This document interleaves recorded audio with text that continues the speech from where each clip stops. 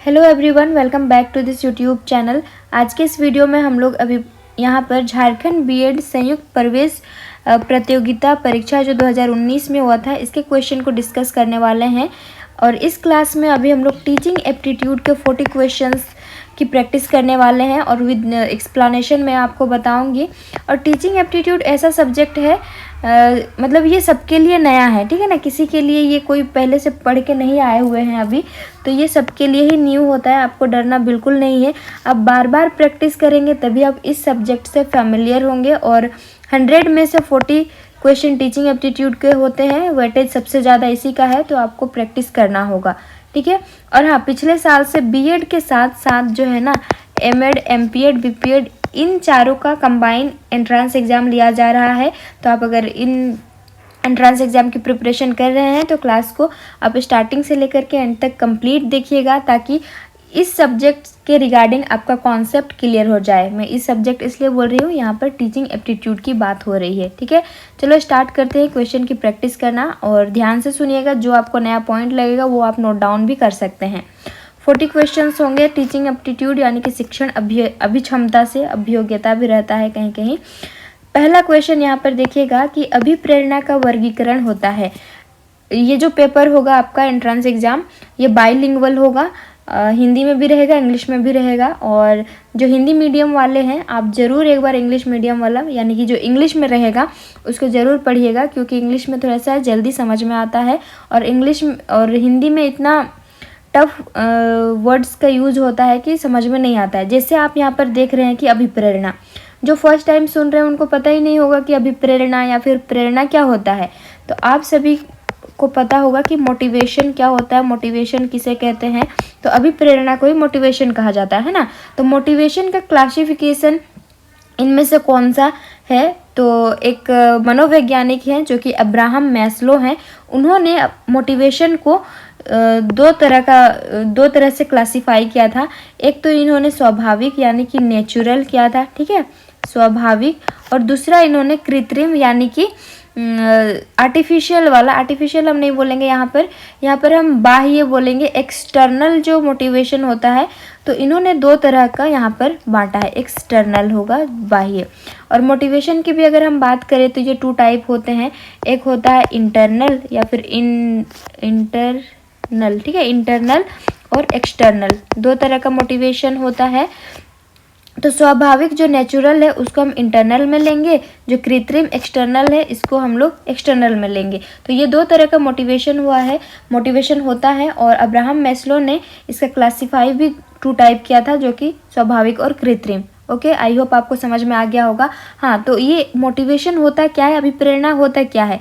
तो किसी भी काम को करने के लिए ये हमें क्या करता है, प्रेरित करता है, या फिर हम एक tariके से कह सकते हैं कि ये हमें पुश करने का काम करता है, ठीक है ना। किसी भी कार्य को, लक्ष्य को प्राप्ति करने के लिए हमें प्रेरित करता है, ये मोटिवेट करता है। तो ये हमारा आंसर हो जाएगा ऑप्शन फर्स्ट। जन्मजात प्रेरणा नहीं होता है, अर्जित। हाँ, अर्जित मतलब कि हम दूसरों को देख करके अपने आप में लागू कर रहे हैं, मोटिवेट होके किसी काम को कर रहे हैं, तो उसको हम अर्जित में ले सकते हैं। और एक चीज़ यहाँ पर ध्यान दीजिएगा, इंटरनल में क्या होता है ना कि व्यक्ति कुछ भी काम को करता है तो उसको अंदर से खुशी महसूस होता है, ठीक है। जैसे कि किसी चीज़ को करने में हमें इंटरेस्ट होता है ना, तो उसको इंटरनल की कैटेगरी में रखेंगे।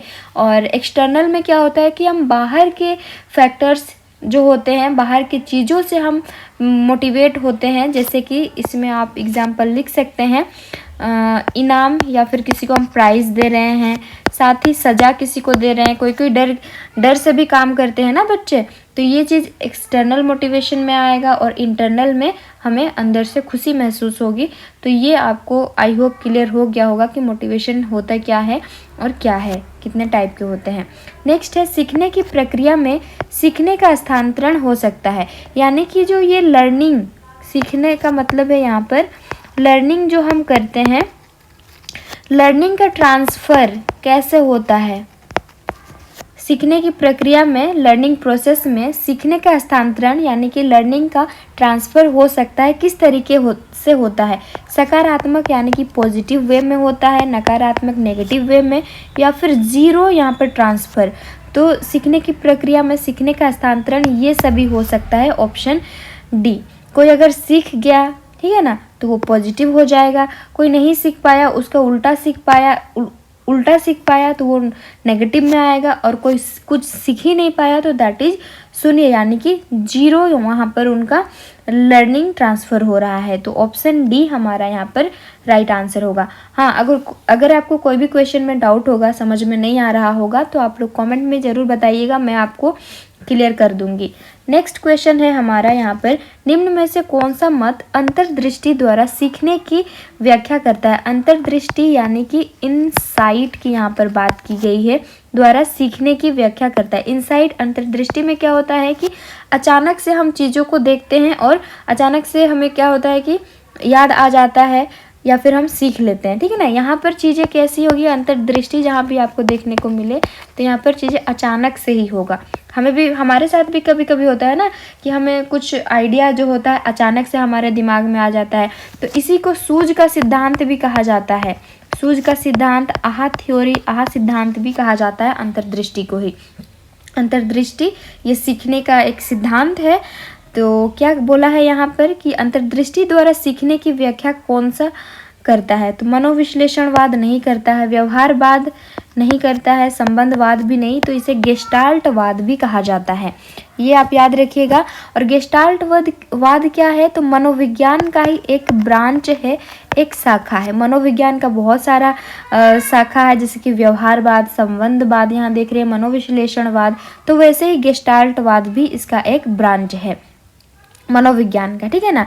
और इस गेस्टाल्टवाद में होता क्या है कि इसमें चीज़ों को एज अ होल देखा जाता है। होल यानी कि कंप्लीट वाला होल, ठीक है ना, पूर्ण रूप से यहाँ पर चीज़ों को देखते हैं। अलग अलग भागों में हम किसी भी चीज़ को नहीं देखते हैं, सभी चीज़ को संपूर्ण रूप से हम इसमें गेस्टाल्टवाद में देखते हैं। तो इतना बात आपको याद रखना होगा। और फर्स्ट टाइम सुन रहे होंगे तो आप कहीं पर नोट डाउन कर लो, या फिर आप बार बार प्रैक्टिस करो, तो ये सारी चीज़ें जो है ना समझ में आ जाएगा। और हाँ, ये आप एंट्रांस का तैयारी कर रहे हैं तो ये बीएड सेमेस्टर 1 का लगभग सिलेबस का मतलब ऊपर क्वेश्चन रहता ही है। तो आप जब एडमिशन ले लेंगे बीएड में तो यही सब चीज़ आपको पढ़ने को मिलेगा, जो कि अभी जस्ट सेमेस्टर 1 मेरा कंप्लीट हुआ है, तो यही सब चीज़ वहाँ पर रहता है, वो भी डिटेल में आपको पढ़ना होता है, ठीक है ना। नेक्स्ट क्वेश्चन है, किस मनोवैज्ञानिक ने सीखने की सामग्री के रूप में निरर्थक शब्दों का प्रयोग किया है? क्या पूछा है यहाँ पर, कौन सा मनोवैज्ञानिक है, साइकोलॉजिस्ट है, जिन्होंने सीखने की सामग्री के रूप में निरर्थक शब्दों का प्रयोग किया है? आंसर क्या होगा इसका? ऑप्शन है विलियम जेम्स है, स्किनर है, एबिंगहॉस है और बार्टलेट। आंसर होगा ऑप्शन सी, जो कि है हमारा एबिंगहॉस होगा, है ना। इन्होंने जो एबिंगहॉस है, इन्होंने मेमोरी पर प्रयोग किया था। मेमोरी जो हम स्मृति याद रखते हैं ना, उस पर इन्होंने प्रयोग किया था। नेक्स्ट क्वेश्चन है कि सीखने के नियम किसने दिए हैं? सबसे पहले सीखने का नियम किसने दिया था? तो पावलोव जो है, इन्होंने डॉग पर प्रयोग किया था, है ना, एक्सपेरिमेंट किया था। स्किनर ने यहाँ पर रेट यानी कि चूहे पर प्रयोग किया था। थॉर्नडाइक ने कैट पर प्रयोग किया था। और कोहलर ने चिंपैंजी, जिसका नाम था सुल्तान चिंपैंजी, इन्होंने प्रयोग किया था। तो यहाँ पर बोला है सीखने का नियम सबसे पहले किसने दिया था? तो थॉर्नडाइक ने दिया था। इन्होंने एक इनका बहुत ही इम्पॉर्टेंट थियरी है, जो कि ट्रायल एंड एरर थियरी, ये आपको पढ़ने के लिए मिलेगा। और थॉर्नडाइक ने सीखने के लिए 3 जो है ना मेन सिद्धांत दिए हैं और 5 इसके सेकेंडरी यानी कि गौण सिद्धांत दिए हैं। 3 मेन है। मेन कौन कौन से हैं मैं आपको यहाँ पर बता देती हूँ। पहला जो है ना, कहाँ पर लिखूँ, पहला इन्होंने प्रभाव का नियम दिया है, प्रभाव। दूसरा इन्होंने अभ्यास का नियम दिया है। ये तीनों को लिख लीजिएगा और इस चैनल पर बने रहिएगा, बार बार रिपीट होगा तो आपको याद हो जाएगा। और तीसरा है तत्परता का नियम। तो ये आपको याद रखना होगा। 3 मेन नियम जो है ये थॉर्नडाइक ने दिए हैं। नेक्स्ट हमारा जो क्वेश्चन है ये है सीखना क्या है? Learning, what is learning?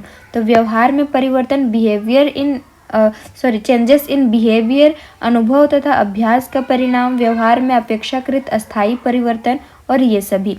Answer हमारा होगा सीखना क्या होता है कि हम दिन प्रतिदिन कुछ ना कुछ सीख ही रहे हैं। ऐसा नहीं है कि हम 5 बजे सीखे, 6 बजे सीखे तो अब नहीं सीख रहे, नहीं।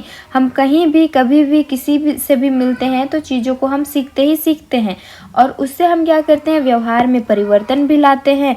उसका अनुभव और अभ्यास का परिणाम भी यहाँ पर होता है। कोई चीज़ को हम एक्सपीरियंस करके सीखते हैं, व्यवहार में अपेक्षाकृत अस्थायी परिवर्तन भी लाते हैं। तो आंसर हमारा यहाँ पर क्या होगा, ऑप्शन डी, जो कि है ये सभी। नेक्स्ट हमारा क्वेश्चन है, शारीरिक वृद्धि और विकास को कहते हैं। शारीरिक वृद्धि यानी कि फिजिकल ग्रोथ एंड डेवलपमेंट हम किसको कहेंगे।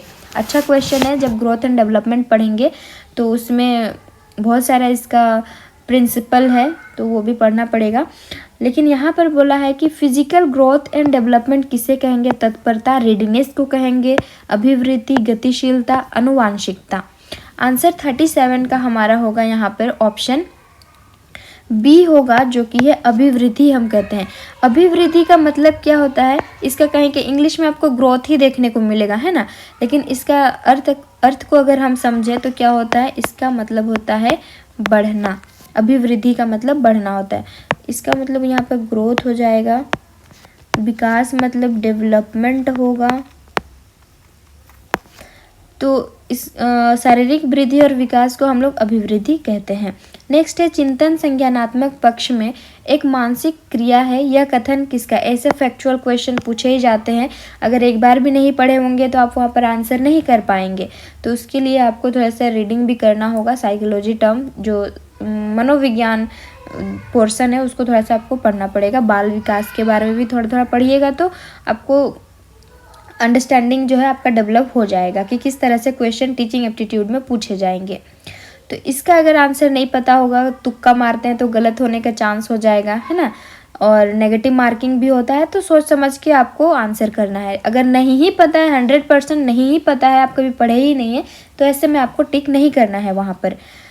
तो चलिए आंसर देखते हैं। 38 का क्या होगा, ऑप्शन यहाँ पर डी होगा, जो कि रोस द्वारा ये स्टेटमेंट दिया गया है कि चिंतन संज्ञानात्मक पक्ष में एक मानसिक क्रिया है।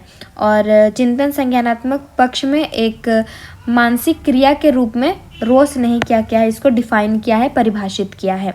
और जॉन डीवी जो है, इन्होंने ही, ये पूछा जाता है कभी कभी, प्रगतिशील, जॉन डीवी को प्रगतिशील शिक्षा का जनक भी कहा जाता है। जो प्रोग्रेसिव एजुकेशन है उसका फादर कौन है, तो ये जॉन डीवी आंसर होगा। नेक्स्ट है, बाल मनोविज्ञान के आधार पर कौन सा कथन सर्वोत्तम सही है। बाल मनोविज्ञान यानी कि चाइल्ड साइकोलॉजी के आधार पर हमें बताना है कि कौन सा सबसे अच्छा ऑप्शन होगा। तो सारे बच्चे एक जैसे होते हैं क्या, मैं, आप या फिर आपके घर के लोग, क्या सभी सेम है? बिल्कुल नहीं है। तो ये हमारा आंसर बिल्कुल नहीं होगा। कुछ बच्चे एक जैसे होते हैं क्या, आपका जो भाई बहन है किसी से मिलते जुलते हैं क्या? कुछ बच्चे एक जैसे हैं, कुछ बच्चे एक जैसे नहीं हैं। कुछ बच्चे विशिष्ट हैं, बिल्कुल नहीं। लेकिन प्रत्येक बच्चा क्या है, यहाँ पर प्रत्येक बच्चा विशिष्ट होता है, हर एक बच्चा स्पेशल होता है, क्योंकि हर एक बच्चे की जो रुचि होती है, इंटरेस्ट और उनकी क्षमता और उनकी योग्यता, ये क्या होती है, अलग अलग होती है। यानी कि इंडिविजुअल डिफरेंसेस देखने को हमें मिलते हैं, इंडिविजुअल डिफरेंसेस देखने को मिलता है। तो इसीलिए हर एक बच्चा जो है ना यूनिक होता है, स्पेशल होता है। कोई भी बच्चा सेम नहीं होता है, ये बात आपको याद रखना है। और हमें इन्हीं चीज़ों को देखते हुए, रुचि, क्षमता, योग्यता, यानी कि व्यक्तिगत ज़रूरतों को देखते हुए ही बच्चे को शिक्षा देनी चाहिए। तो इतना आपको याद रखना है। और बहुत ही अच्छा ये सब्जेक्ट है, आप जब एडमिशन ले लेंगे तो आपको बहुत ही मज़ा आने वाला है। नेक्स्ट क्वेश्चन है कि बाल मनोविज्ञान का केंद्र बिंदु क्या है। जो चाइल्ड साइकोलॉजी है, चाइल्ड साइकोलॉजी का केंद्र बिंदु यानी कि सेंटर कौन सा है? अच्छा शिक्षक, क्या हम टीचर पर फोकस करेंगे, बालक पर फोकस करेंगे, शिक्षण प्रक्रिया पर फोकस करेंगे या फिर विद्यालय पर फोकस करेंगे? चाइल्ड साइकोलॉजी हमेशा बच्चे पर फोकस करता है, रुचि, योग्यता, क्षमता, उनकी जो भी व्यक्तिगत विभिन्नताएं होती है उन सारी चीज़ों को फोकस करता है और उसी के अकॉर्डिंग वो करिकुलम को तैयार करता है ना। तो यहाँ पर होगा चाइल्ड यानी कि बालक। नेक्स्ट क्वेश्चन है, अच्छी स्मृति की विशेषताएं हैं। जो गुड मेमोरी होता है उसकी विशेषताएं, कैरेक्टरिस्टिक्स कौन कौन सी होंगी? शीघ्र पुनः स्मरण यानी कि तुरंत याद कर लेना, तुरंत चीज़ों को पहचान लेना, अच्छी धारणा, अच्छी धारणा मतलब चीज़ों को लंबे समय तक याद रख पाना, या फिर ये सभी। तो अच्छी स्मृति की विशेषताएं तो ये सभी हो सकती है, जल्दी से चीज़ों को याद कर पाना, चीज़ों को जल्दी से पहचान पाना, साथ ही साथ चीज़ों को लंबे समय तक के लिए क्या याद रखना। तो ये सभी हमारा यहाँ पर आंसर हो जाएगा ऑप्शन डी। नेक्स्ट है, संवेग शब्द का शाब्दिक अर्थ क्या होता है? संवेग हिंदी में समझ नहीं आएगा कि संवेग होता क्या है, लेकिन इसी को आप अगर इंग्लिश में पढ़ेंगे, इमोशंस, एस होगा या नहीं, क्या हो रहा है, इमोशंस का अर्थ आपको बताना है कि हम लोग बोलते हैं ना, वो मेरे इमोशंस के साथ खेला, खेली, कुछ भी बोलते हैं, तो ये होता क्या है इमोशंस? इमोशन का अर्थ क्या होता है? तो ये होता है क्रोध, भय, स्नेह तथा प्रेम। देखिए ये सभी हैं, इमोशंस ही हैं, लेकिन आपको अकॉर्डिंग टू ऑप्शन आंसर करना है कि कौन सा आंसर सूटेबल है। उत्तेजना या भावों में उथल पुथल और उपरोक्त में से कोई नहीं।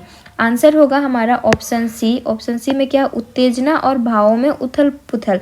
उत्तेजना मतलब स्टिम्युलस है ना, किसी चीज़ को देख करके हम उत्तेजित हो जाते हैं, तो ये यहाँ पर आंसर हो जाएगा ऑप्शन सी। और इसी के अंदर में क्रोध, भय, स्नेह, प्रेम सब कुछ है। तो संवेग जो है हमारे मन को क्या करता है? उत्तेजित करता है, स्टिम्यूल करता है, यानी कि वो आगे बढ़ने के लिए, जैसे मैं आपको बोली थी, प्रेरणा में ही ये पुश करने का काम करता है, उत्तेजित करता है। ठीक है। हाँ, और इमोशंस की यहाँ पर बात हुई है, तो ये हमारे मन को उत्तेजित करने का तो काम करता ही करता है। ये संवेग जो है ना हमारे जीवन में रंग भरने का भी काम करता है। जेबी वॉटसन करके एक मनोवैज्ञानिक है, इन्होंने 3 प्रकार के इमोशंस बताए हैं, जो कि सबसे पहले फियर बताया है इन्होंने, फियर, लव और एंगर। ये 3 प्रकार के जेबी वॉटसन ने इमोशंस को बताया है। ओके, आगे बढ़ते हैं। नेक्स्ट हमारा क्वेश्चन है कि कौशल सीखने की पहली अवस्था क्या है? स्किल को लर्न करने का फर्स्ट स्टेज कौन सा है? यथार्थता है, कल्पनाशीलता है, समन्वय है और अनुकरण है। तो हम कौशल सीखने की पहली अवस्था हमारी कौन सी है? तो ये इमिटेशन, जो कि अनुकरण करना यानी कि नकल करना। हम लोगों को देख करके ही सीखते हैं, तो इसीलिए आंसर हो जाएगा ऑप्शन डी। और बच्चे दूसरों को देखकर उनकी नकल करके बहुत सारी चीज़ों को सीखते हैं, तो यही हो जाएगा यहाँ पर कौशल सीखने की पहली अवस्था हमारी जो है वो अनुकरण है, इमिटेशन है। नेक्स्ट है, मानसिक आयु के प्रत्यय का सर्वप्रथम प्रयोग क्या था? जो मेंटल एज है, मानसिक आयु, यहाँ पर मेंटल एज का प्रत्यय कॉन्सेप्ट सबसे पहले किन्होंने यूज़ किया था? थॉर्नडाइक नहीं होगा, ये एक व्यवहारवाद है थॉर्नडाइक, गिलफोर्ड भी नहीं होगा, स्पीयरमैन नहीं। आंसर हमारा हो जाएगा बिने और साइमन ने मेंटल एज का कॉन्सेप्ट को सबसे पहले इन्होंने यूज़ किया था, और ये दिया था 1904 में। तो ये भी आपको याद रखना है, नोट डाउन जरूर से करते जाइएगा जो इम्पोर्टेंट पॉइंट है। नेक्स्ट है, शैशवावस्था के लिए उत्तम शिक्षण विधि कौन सा है? यानी कि जो इन्फेंसी बोलते हैं, इन्फेंसी, यहाँ पर उत्तम शिक्षण विधि की बात कही गई है। टीचिंग मेथड्स, अच्छे टीचिंग मेथड्स बच्चों को पढ़ाने के लिए या फिर शैशवावस्था में कौन सा मेथड अच्छा होता है? तो मोंटेसरी विधि भी अच्छा होता है, खेल विधि भी अच्छा होता है, किंडरगार्टन विधि भी अच्छा होता है। ये सभी हमारा आंसर हो जाएगा। इसमें बच्चे खेल के द्वारा चीज़ों को सीखते हैं, तो ये ऑप्शन डी करेक्ट होगा। क्वेश्चन नंबर 46 है, बाल विकास में तो ये प्रक्रिया पर बल देता है, वातावरण और अनुभव की भूमिका पर बल देता है, गर्भावस्था से किशोरावस्था तक का अध्ययन होता है, उपरोक्त सभी। तो 46 क्वेश्चन नंबर 46 का आंसर हो जाएगा ऑप्शन डी, जो कि उपरोक्त सभी होगा। आगे देखिएगा क्वेश्चन क्या है, सेम ही क्वेश्चन है, सेम टाइप का है। बाल विकास का अध्ययन क्षेत्र है। बाल विकास के अंडर में हम कितने एज तक के बच्चों का अध्ययन करते हैं, ये पूछा है यहाँ पर। तो बाल विकास, चाइल्ड डेवलपमेंट, जब आप डेवलपमेंट पढ़ेंगे तो उसी में ही आपको ये सारी चीज़ें पढ़ने को मिलेंगी। तो यहाँ पर है बाल विकास की विभिन्न अवस्थाओं का अध्ययन होता है, वातावरण का बाल विकास पर पड़ने वाले प्रभावों का अध्ययन होता है, व्यक्तिगत विभिन्नता का अध्ययन किया जाता है, या फिर उपरोक्त सभी। आंसर इसका क्या होगा, बाल विकास का अध्ययन क्षेत्र जो है ना, ऑप्शन डी हो जाएगा। यहाँ पर है बाल विकास की विभिन्न अवस्थाओं का अध्ययन किया जाता है, वातावरण का बाल विकास पर पड़ने वाले प्रभावों का अध्ययन किया जाता है, कि बालक के विकास में वातावरण का कैसा प्रभाव पड़ रहा है, ये भी इम्पॉर्टेंट रोल प्ले करता है। इंडिविजुअल डिफरेंसेस का भी यहाँ पर हम अध्ययन करते हैं, तो ये ऑप्शन डी आंसर होगा। नेक्स्ट क्वेश्चन है कि सर्वाधिक उपयुक्त जीवित रहता है का सिद्धांत जो है किसने दिया है। 48 का आंसर हमारा होगा ऑप्शन डी, डार्विन। ये वही फैक्ट क्वेश्चन है, फैक्चुअल क्वेश्चन है। बिने और साइमन परीक्षण द्वारा मापन किया जाता है। बिने साइमन, जैसे पहले ही इंटेलिजेंस के बारे में मैं आपको बताई थी, एक क्वेश्चन आया था, तो बिने साइमन ने ही सबसे पहले प्रयोग किया था। तो ये सामान्य बुद्धि परीक्षण का मापन इन दोनों ने किया था, बिने और साइमन, ये दो व्यक्ति हैं, इन्होंने इंटेलिजेंस पर काम किया था। नेक्स्ट है, और आपको मल्टीपल इंटेलिजेंस के बारे में भी थोड़ा सा जानकारी होना चाहिए, जो कि आगे की क्लास में हम लोग डिस्कस करने वाले हैं। नेक्स्ट है कि संवेगात्मक विकास को प्रभावित करने वाले कारक कौन कौन से हैं। इमोशनल डेवलपमेंट, इमोशंस डेवलपमेंट को इफेक्ट करने वाले फैक्टर्स कौन कौन से हैं। शारीरिक स्वास्थ्य, यानी कि आपका हेल्थ, फिजिकल हेल्थ, ठीक है, मानसिक, मेंटल एबिलिटी, थकान, और ये सभी। तो ऑप्शन डी हमारा यहाँ पर राइट आंसर होगा। नेक्स्ट क्वेश्चन है, सामाजिक प्रत्याशाओं के अनुरूप व्यवहार की योग्यता का अधिगम सामाजिक विकास कहा जाता है। उक्त कथन है, जो ये स्टेटमेंट है, किसने कहा था, हॉरलॉक ने, टीपिनन ने, मैकडूगल ने, या फिर रोस ने। सामाजिक प्रत्याशा यानी कि समाज के जो मूल्य होते हैं, नियम होते हैं, उसके अनुरूप व्यवहार की योग्यता का अधिगम सामाजिक विकास कहा जाता है। तो ये किसने कहा था, आंसर करना है। ऑप्शन यहाँ पर फर्स्ट होगा, हरलोक का ये स्टेटमेंट है जो उन्होंने कहा है। मतलब कि समाज में रहने के रीति रिवाज, मूल्य, तरीकों पर ये आधारित होती है सामाजिक प्रत्याशा जो यहाँ पर दिया गया है। नेक्स्ट आगे बढ़ते हैं।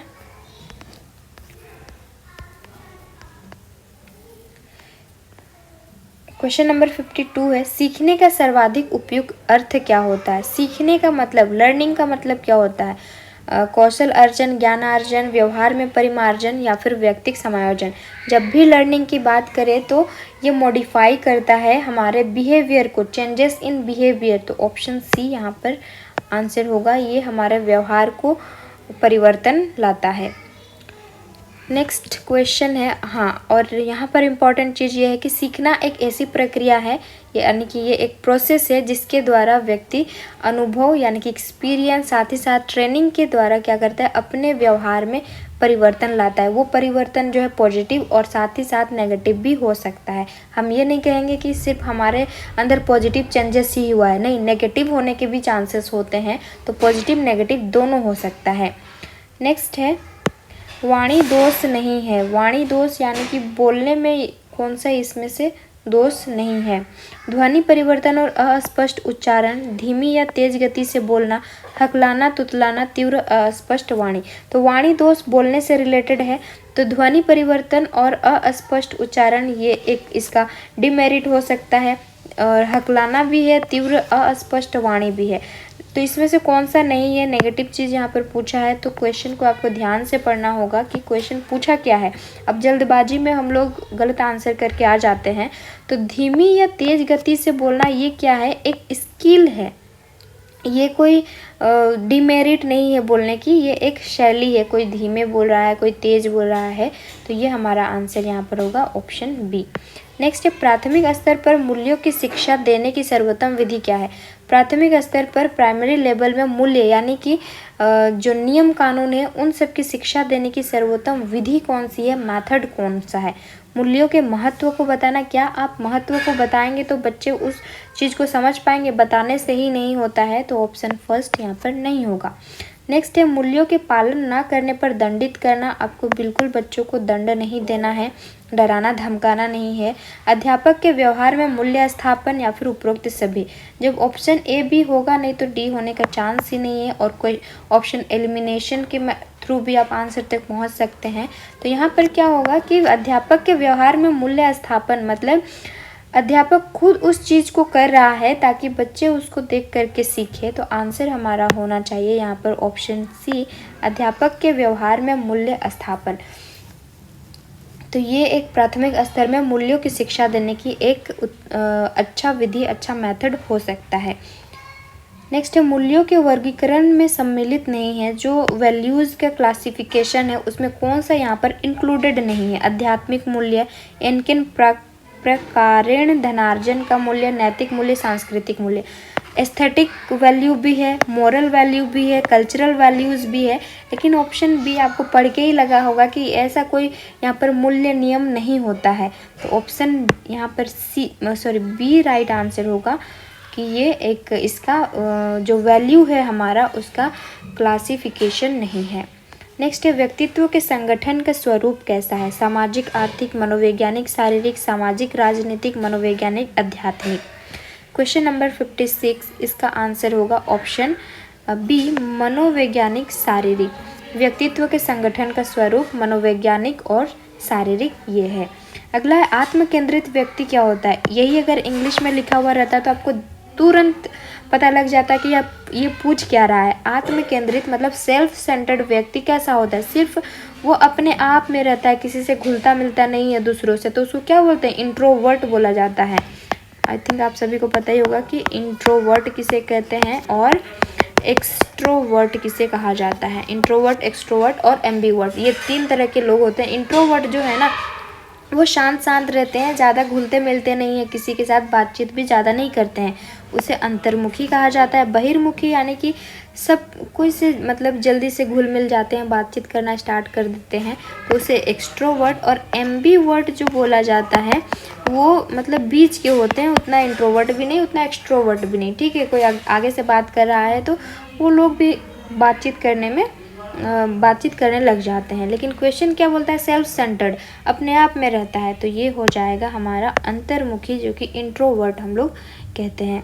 नेक्स्ट है अपने ऊर्जाबल जो कि लिबिडो को बाहर की ओर अभिव्यक्त करने वाले व्यक्ति का प्रकार होता है। यही इंग्लिश में अगर आप इस चीज़ को पढ़ते तो तुरंत समझ में आ जाता है, लेकिन मैं आपको समझा दूं कि ये बोलना क्या चाह रहा है।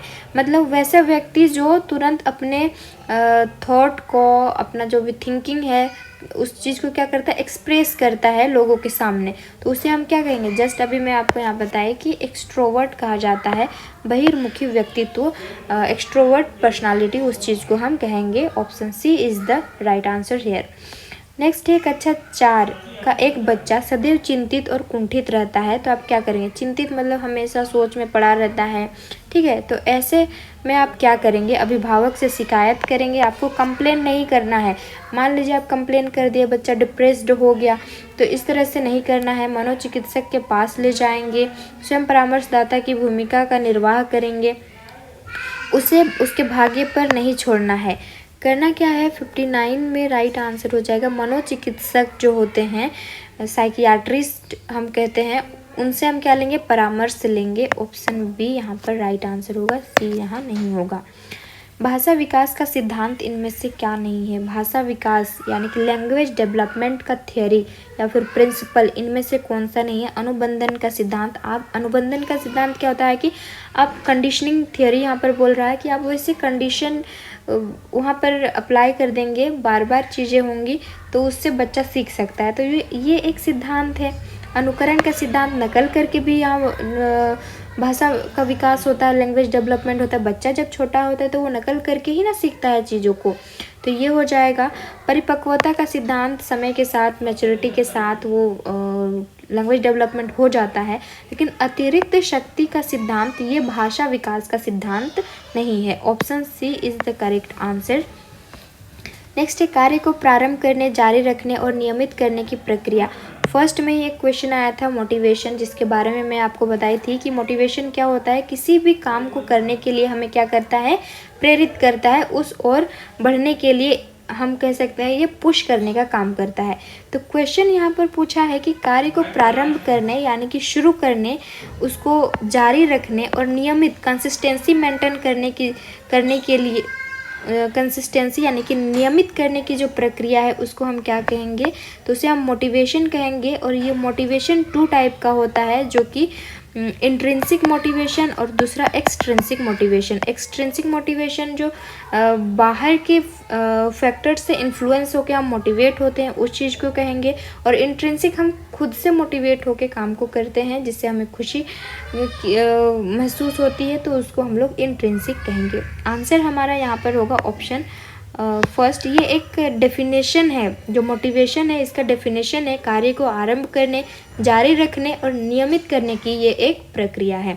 बीएड में जब आप जाएंगे, बीएड करेंगे, तो आपको ये आप पढ़ना ही पड़ेगा मोटिवेशन क्या है और बच्चों को किस तरह से हम मोटिवेट करते हैं। एक्सटर्नल में किसी को प्राइज़ दे करके, दंड दे करके भी हम मोटिवेट करते हैं, तो ये यहाँ पर होगा।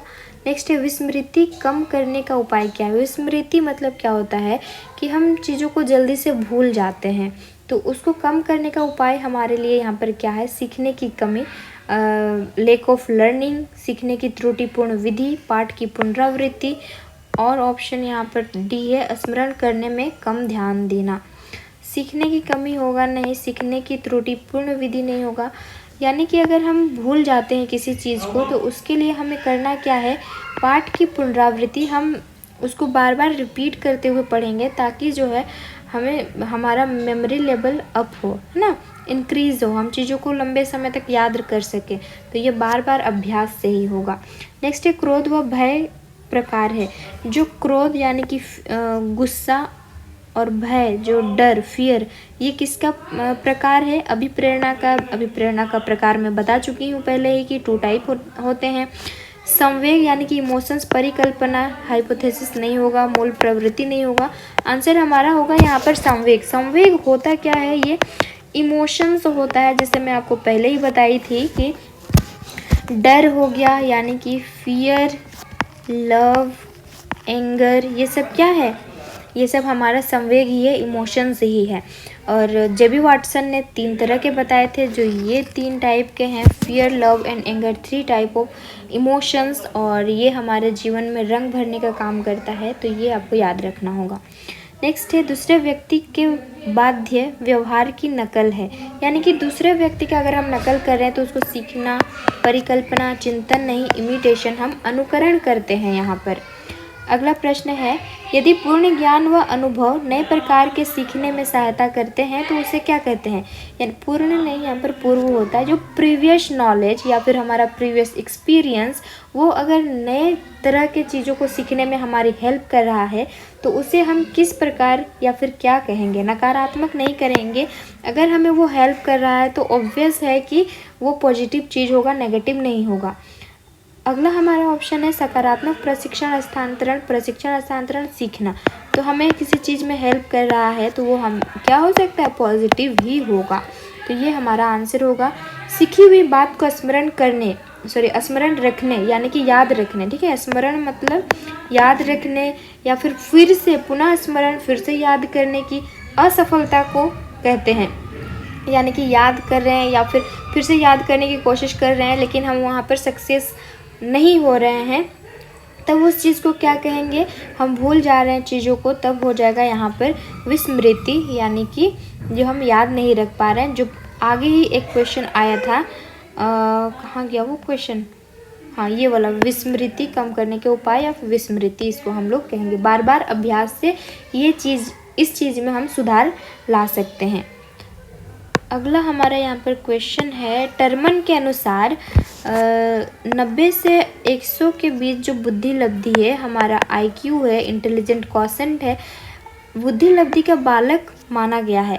90 से 100 के बीच जिसका IQ है उसको किस कैटेगरी में, टर्मन के अनुसार उन्होंने किस कैटेगरी में रखा है? मंद बुद्धि यानी कि एवरेज, बिलो एवरेज होगा, सामान्य बुद्धि, श्रेष्ठ बुद्धि, श्रेष्ठ बुद्धि इससे तो ज़्यादा ही होगा जो 90 और 100 दिया हुआ है, क्षीण बुद्धि यानी कि बहुत ही कम।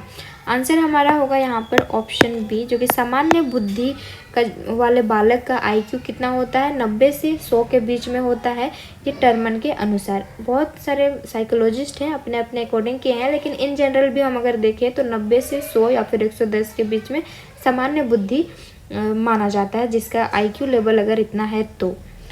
हाँ, नेक्स्ट क्वेश्चन है, हॉल का सिद्धांत निम्न में से किसकी व्याख्या करता है? हॉल दिया गया है तो आपको समझ नहीं आएगा, यही जगह अगर स्टैनले हॉल दिया होता तो आप तुरंत आंसर कर पाते अगर आप पहले पढ़े होते तो स्टैनले हॉल जो है एडोलसेंट, एक इन्होंने पुस्तक बुक भी लिखी है, ये किशोरावस्था का विकास पर इन्होंने बात कही है। और स्टैनले हॉल ने किशोरावस्था को तनाव और तूफान का काल भी, तनाव और तूफान की अवस्था भी इन्होंने कहा है। तो ये हमारा आंसर होगा स्टैनले हॉल, याद रखेंगे जब भी ये नाम आए तो ये रिलेटेड है किनसे? एडोलसेंट पीरियड से। और एडोलसेंट एडोलसेंट करके एक बुक है इन्होंने लिखा है। नेक्स्ट है, मानव व्यक्तित्व के मनोलैंगिक विकास को निम्न में से किसने महत्व दिया था? मानव व्यक्तित्व के मनोलैंगिक विकास को इसमें से कौन से मनोवैज्ञानिक ने महत्व दिया था, इम्पोर्टेंस दिया था? कमेनियस है, हॉल है, हालिंगबर्ग और फ्रायड। सेकेंड लास्ट क्वेश्चन का हमारा आंसर होगा यहाँ पर ऑप्शन डी, जो कि फ्रायड ने मनोव्यक्तित्व के मनोलैंगिक विकास को महत्व दिया था। लास्ट क्वेश्चन है, मनोविज्ञान की प्रथम प्रयोगशाला को किसने स्थापित किया था? डब्ल्यू वुंट है, सिगमंड फ्रायड और पेवलोव और वाटसन। तो मनोविज्ञान की प्रथम प्रयोगशाला किसने स्थापित किया था? तो ये डब्ल्यू वुंट ने किया था, और ईयर आप याद रखेंगे 1879 ने इसका एस्टेब्लिश किया था। Option first correct answer. और आप कमेंट सेक्शन में बताएंगे कि ये जो मनोविज्ञान की प्रथम प्रयोगशाला ये कहाँ पर है, इसका आंसर आपको कमेंट सेक्शन में बताना है। देखिए मैं यहाँ पर आपको बोली कि कमेंट सेक्शन में बताना है, तो आप इग्नोर करके चल गए होंगे, है ना, चले जाएंगे, तो उससे आप चीज़ों को नहीं सीख पाएंगे। अगर मैं बोली हूँ तो कुछ इंपॉर्टेंट ही होगा। आप सर्च करके खुद से यहाँ पर एक बार सर्च करेंगे, आके लिखेंगे ना, तो चीज़ याद हो जाएगा।